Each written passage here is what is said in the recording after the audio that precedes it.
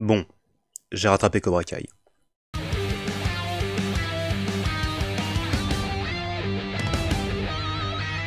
La saison 5 est littéralement sortie hier, soit précisément quand je venais de finir la saison 4. Donc bon, pas d'attente de mon côté, ça c'est cool.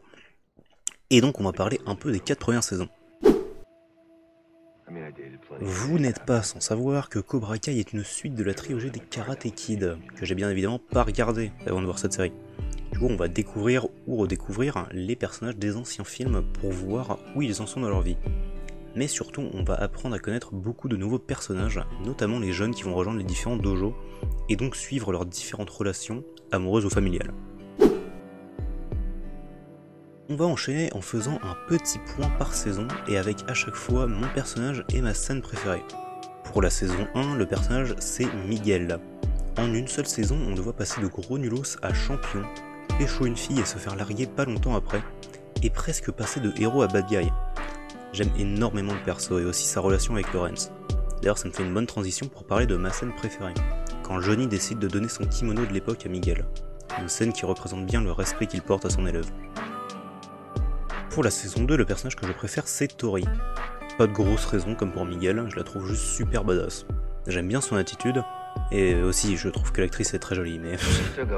Elle est aussi, et ça jusque dans les saisons plus récentes, la grande rivale de Sam, ce qui est d'ailleurs bien illustré par la scène et l'épisode que je préfère de la saison, le final. Le dernier épisode de la saison 2, c'est une grosse mêlée générale au lycée entre les dojos Miyagi-Do et Cobra Kai. Déjà la mise en scène est super cool, avec des plans séquences qui montrent les différents combats importants, mais ce qui m'a vraiment impressionné c'est comment les combats se sont terminés. Dimitri qui gagne contre l'aigle, Tori qui blesse Sam, ce qui va d'ailleurs lui causer des séquelles psychologiques, Miguel qui se fait hospitaliser et Robbie qui disparaît. Un final qui aura fait changer tous ces personnages, que ce soit mentalement ou physiquement. Dimitri m'a d'ailleurs impressionné dans la saison 3. Il a beau lui arriver que des merdes depuis le début de la série, il se relève toujours. C'est d'ailleurs la victime de ma scène préférée de la saison, l'agression à l'arcade.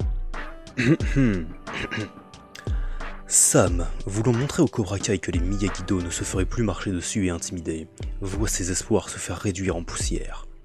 Tori, qui n'était pas censé être là, va faire ressurgir dans la mémoire de la jeune Larousseau les souvenirs de la catastrophe qui s'était produite au lycée, la laissant paralysée par la peur. Ce qui permettra à l'aigle de briser le bras de ce bon vieux Dimitri. C'est triste, mais la scène est incroyable. Et enfin, pour la saison 4, le perso que j'ai préféré, c'était Sam. Tout son arc narratif construit en miroir de celui de Miguel est vraiment ouf. Il s'entraîne avec Larousseau, elle s'entraîne avec Lawrence. Il veut trouver son père, elle essaye de s'éloigner du sien. Et j'aime aussi le fait qu'au final, elle adopte les styles Miyagi-Do et Aigle Venimeux. La scène qui m'a presque fait chialer dans cette saison, c'est quand Miguel récupère Johnny chez lui, complètement bourré après s'être fait casser la gueule par Terry. La petite conversation qu'ils ont eue où Miguel révèle qu'il considère Lawrence comme son père, c'est adorable et vraiment bien écrit. Au final, j'ai adoré la série. Tous les thèmes qui sont abordés, comment les personnages fonctionnent et leurs relations, et le fait que tu peux regarder la série sans forcément avoir regardé les films d'origine, ça fait que j'ai pu rentrer dans la série super facilement et m'attacher à l'histoire encore plus vite. C'est tout pour cette vidéo, on se dit à la semaine prochaine, et moi je vous donne rendez-vous au prochain rattrapage. La bise.